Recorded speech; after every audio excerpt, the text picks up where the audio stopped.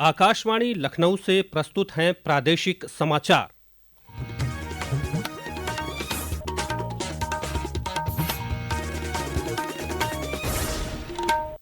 मुख्य समाचार। मुख्यमंत्री योगी आदित्यनाथ ने की बांदा और चित्रकूट में विकास कार्यों की समीक्षा। कहा, बुंदेलखंड को इको टूरिज्म का केंद्र बनाएगी सरकार। अदालत के आदेश पर चंदौली के पूर्व एसपी समेत 18 पुलिसकर्मियों पर गाजीपुर के नंदगंज थाने में हत्या की साजिश और अवैध वसूली का मुकदमा दर्ज। संभल शाही मस्जिद मामले में कल पेश होगी सर्वे रिपोर्ट। जुमे की नमाज को लेकर कड़े सुरक्षा इंतजाम।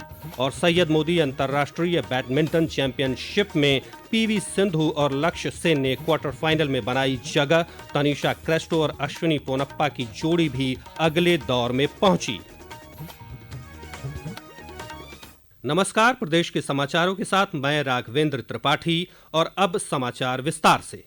मुख्यमंत्री योगी आदित्यनाथ आज एक दिवसीय दौरे पर बांदा पहुंचे। यहां उन्होंने मेडिकल कॉलेज के मुख्य द्वार पर वीरांगना रानी दुर्गावती की प्रतिमा का अनावरण किया। इसके साथ ही मुख्यमंत्री ने बुंदेलखंड के विकास कार्यों की समीक्षा भी की। इसके बाद उन्होंने चित्रकूट में रामघाट पर मंदाकिनी आरती में शिरकत भी की। इस मौके पर मुख्यमंत्री ने बुंदेलखंड के लिए कराए जा रहे विकास कार्यों का उल्लेख किया।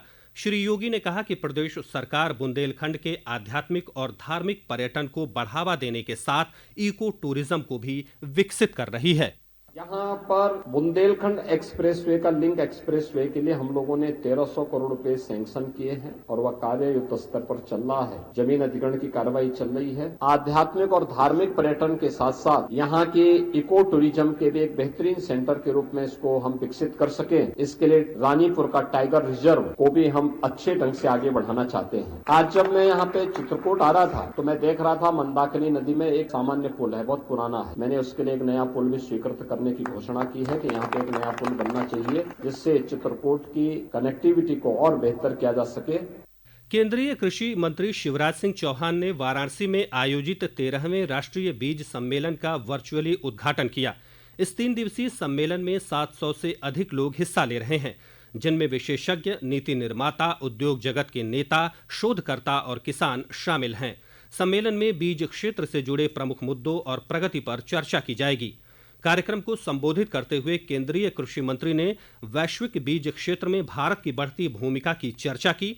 उन्होंने जलवायु परिवर्तन और खाद्य सुरक्षा जैसी चुनौतियों का सामना करने के लिए भारत की जैव विविधता, अनुसंधान क्षमता और नवीन तकनीकों का लाभ उठाने पर जोर दिया।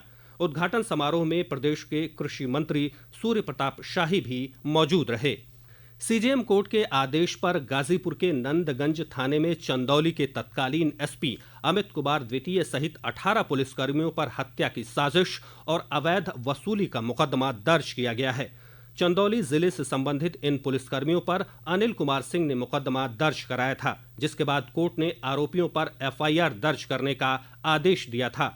पेश है एक रिपोर्ट। मामला चंदौली जिले के मुगलसराय थाने की वसूली से जुड़ा है। 2021 में मुगलसराय थाने के तैनात कांस्टेबल अनिल कुमार सिंह ने आरोप लगाया था कि मुगलसराय थाने के प्रभारी शिवानंद मिश्र एवं एसपी के संरक्षण में जनता से प्रतिमाह 12,50,000 रुपए की वसूली की जाती थी। अनिल कुमार सिंह की शिकायत पर तत्कालीन डीआईजी विजिलेंस लव कुमार ने इस मामले की जाँच भी की, जिसमें आरोप सही पाए गए। इसके बाद अनिल सिंह ने सीजीएम कोर्ट गाजीपुर में 156(3) के तहत वाद दाखिल किया और कोर्ट ने भी सभी 18 पुलिसकर्मियों के खिलाफ मुकदमा दर्ज करने का आदेश करीब 3 माह पहले ही दिया था। कल 27 नवंबर को नंदगंज पुलिस ने सभी 18 पुलिसकर्मियों पर एफआईआर दर्ज कर लिया। गाजीपुर से श्रीराम राय, कमलेश।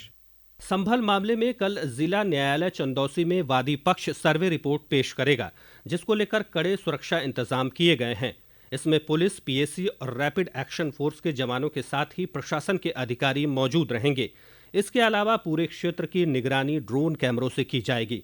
सतर्कता के तौर पर शहर में सीसीटीवी कैमरे भी लगाए गए हैं। वहीं इस मामले में अब तक 31 उपद्रवियों को गिरफ्तार कर जेल भेजा जा चुका है। कल होने वाली जुमे की नमाज को लेकर भी कड़ी सुरक्षा व्यवस्था है। जिलाधिकारी द्वारा लोगों से अपील की गई है कि मस्जिद में जगह के अनुरूप लोगों को प्रवेश दिया जाएगा।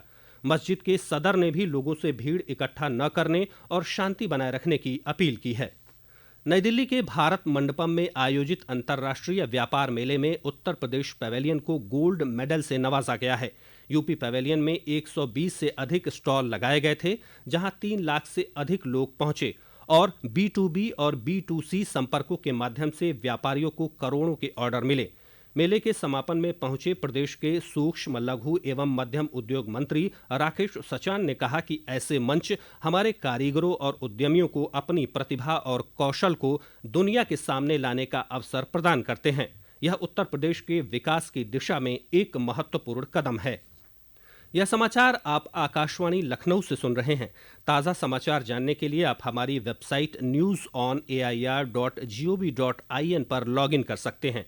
इसके साथ ही आप प्रादेशिक समाचारों का यह बुलेटिन हमारे YouTube channel news on AIR Lucknow पर भी सुन सकते हैं। लखनऊ में सैयद मोदी अंतर्राष्ट्रीय बैडमिंटन चैंपियनशिप में PV सिंधु ईरा शर्मा को हराकर महिला सिंगल्स के क्वार्टर फाइनल में पहुंच गई हैं। सिंधु ने ईरा को एक कड़े मुकाबले में 21-10, 12-21, 21-15 से पराजित किया। एक अन्य मैच में उन्नति हुडा ने पोर्नपीचा चोइके वोंग को हराकर क्वार्टर फाइनल में जगह बनाई। भारत की शीर्ष वरीय खिलाड़ी तनिषा क्रेस्टो और अश्विनी पोनप्पा की जोड़ी ने चीनी ताइपे की चेन सुयू और ENH की जोड़ी को हराकर क्वार्टर फाइनल में प्रवेश किया। तनिषा क्रेस्टो ने आज के प्रदर्शन पर खुशी जताई। आज का मैच बहुत अच्छा रहा, काफी अच्छे ओपोनेंट्स थे और हमें बहुत अच्छा लग रहा है यहाँ वापस ये Syed Modi India international tournament में आए हैं। लास्ट ईयर हम लोग यहाँ फाइनल्स खेले थे, तो हम यही उम्मीद कर रहे हैं कि हम आगे जाके और अच्छा करें। और आज का मैच हम लोग ने बहुत अच्छा खेला, बहुत सारे पॉजिटिव्स थे और हम बहुत खुश हैं। उधर पुरुष सिंगल्स में भारत के मिराबा लुआंग मैसनाम और आयुष शेट्टी ने भी क्वार्टर फाइनल में जगह बना ली है। मिराबा ने आयरलैंड के छठी वरीयता प्राप्त नहत गुयन को हराया, जबकि आयुष ने मलेशिया के जस्टिन होह को पराजित किया। कल इस चैंपियनशिप में क्वार्टर फाइनल मुकाबले खेले जाएंगे। 55वां भारतीय अंतर्राष्ट्रीय फिल्म महोत्सव समापन समारोह आज गोवा में हो रहा है। समापन समारोह में भारतीय सिनेमा की प्रसिद्ध हस्तियां शामिल हैं। इस अवसर पर प्रतिष्ठित गोल्डन पीकॉक अवार्ड सहित कई पुरस्कार दिए जाएंगे।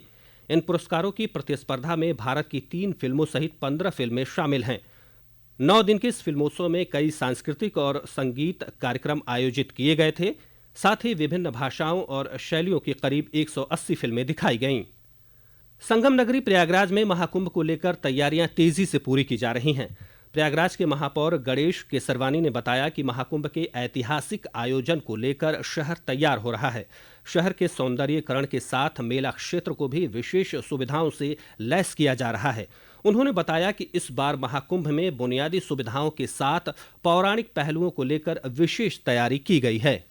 प्रयागराज एक बहुत ही पौराणिक, धार्मिक, आध्यात्मिक शहर है और सदियों से यहाँ पर कुंभ मेला, माघ मेला और कुंभ मेला लगता रहा है। बड़े ही उत्साह के साथ एक दिव्य और भव्य और नव्य और हरित और स्वच्छ कुंभ की तैयारी बड़ी जोर शोर से चल रही है। पहली बार है कि मेला क्षेत्र के अंदर की सारी सड़कों का चौड़ीकरण हुआ है और धार्मिक रूप से प्रयाग के महत्व को उजागर करने के लिए हमारे भरद्वाज मुनि आश्रम का कॉरिडोर बन रहा है, हनुमान मंदिर का कॉरिडोर बन रहा है।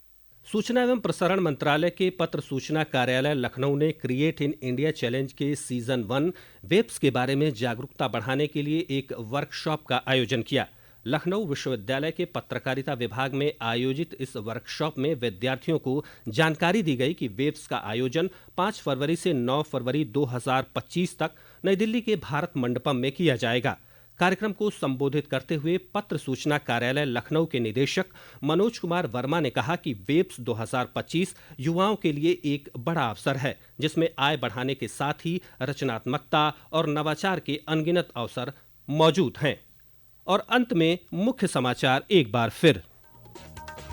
मुख्यमंत्री योगी आदित्यनाथ ने की बांदा और चित्रकूट में विकास कार्यों की समीक्षा।